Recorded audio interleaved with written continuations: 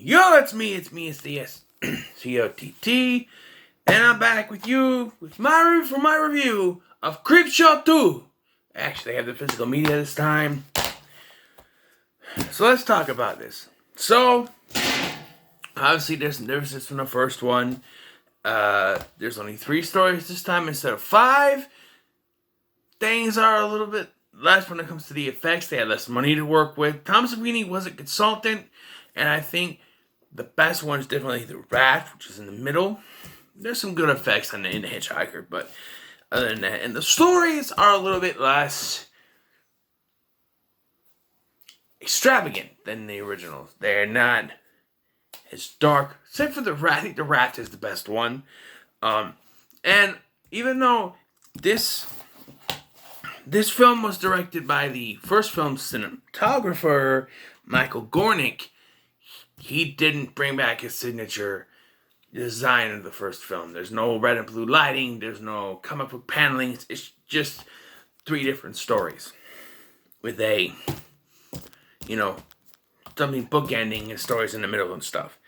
And George A. Romero wrote the screenplay. They're based on Stephen King stories once again. So how does this go?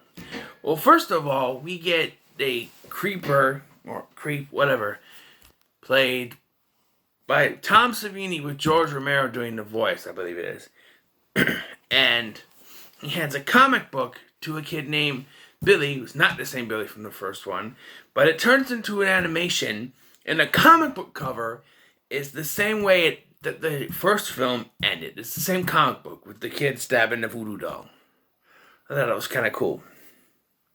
We transition into our first story, which is Old Chief Woodenhead, which is about you used to do those old cigar store Indians? It was one of those outside the shop of an elderly couple who lives in a place where there's barely anyone there. An old Native American guy comes in, and he owes them money, so he gives them these valuables from his native culture, which they do eventually accept, and the guy leaves. The guy's nephew shows up and robs the place. And before they leave, he plans on going to Hollywood because he got this hot hair and everything, which, yes, being a Native American story, does go exactly where you think it's going to go. The fact that he keeps talking about his hair, you know where it's going to go. We'll get there when we get there. So he demands the Native American items that his uncle brought, and he refuses, and the old man refuses to give it to him, and he accidentally sound effects the old lady to death. And that's what it is. Because the gun doesn't go off. You just hear the sound effect. And then they cut back. And she's got, blood on her. Clearly, they didn't use they used all their budget on the Raft and a Hitchhiker. This, not so much. And then he shoots the old man because no witnesses. They take the stuff. They leave. These characters, they're the fat guy. They call him Fatso. And the other guy is defined by his cool car. And yes, that plays into it. Then the cigar store Indian then comes to life and goes to each one of their house and kills them. He kills the fat guy first, and he destroys the guy's car and him, and then he goes after the leader. And you know what he does? He scalps the guy. And it cuts back to the old Native American guy going back to the shop, and the cigar store Indian is back. He's holding the scalp of the guy's nephew, and the guy's just like, holding, just like, you're not gonna question why he's holding the scalp that could possibly be your nephew's? No, let's just move on. We then cut back to Billy in the animated segment where he goes to the post office to get a package which contains the bulb of a Venus flytrap. He's attacked by some police. No, I think that's the next one. But and he says it's a man-eating plant. The guy doesn't believe him. We cut to the Raft. The Raft is about these four college students, uh,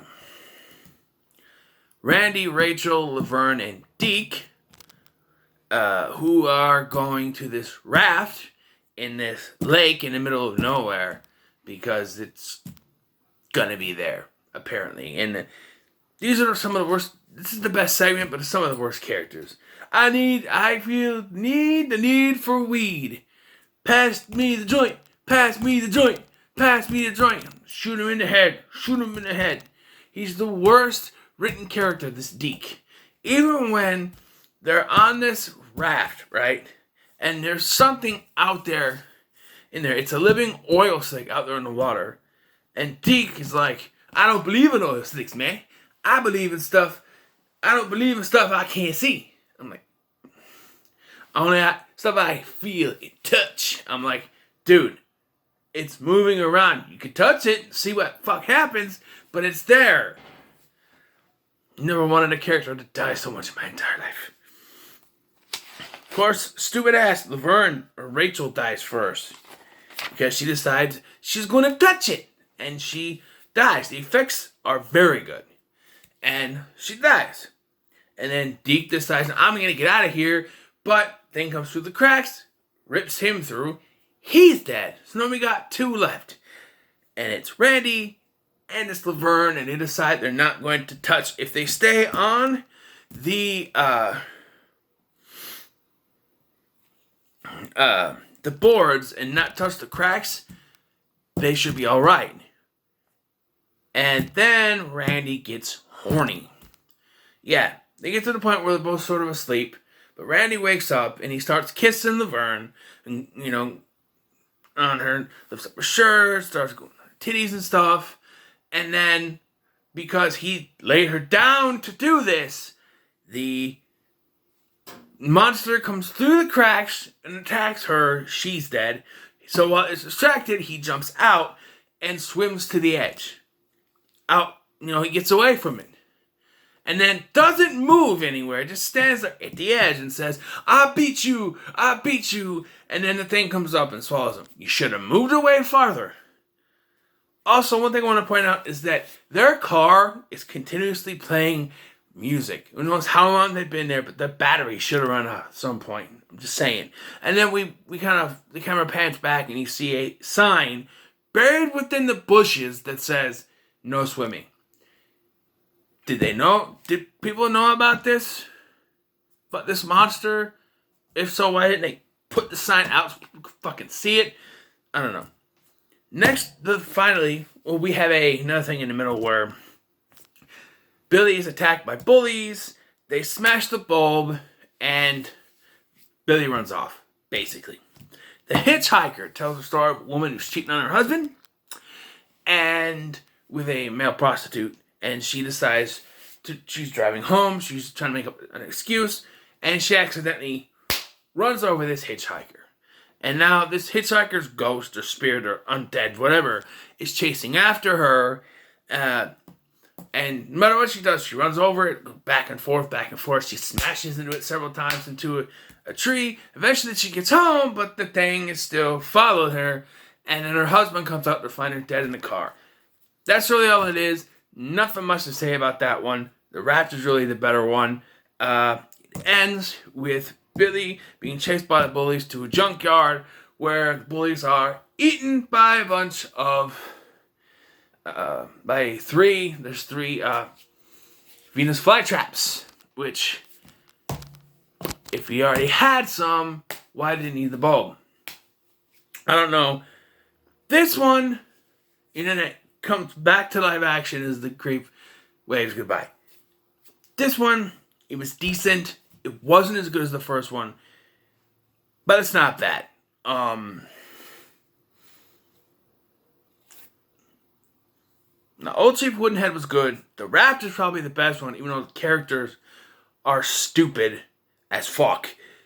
Hitchhiker is kind of just, you're like, because it's the standard haunted story. I think the Twilight Zone did that better and had a better sort of ending where this hitchhiker kept following this woman, and then at the end it's revealed, spoiler alert, that she's actually dead, and this guy is going to take her to the afterlife, and that's why he keeps following her. Here, it's just some guy she accidentally hit and keeps following her.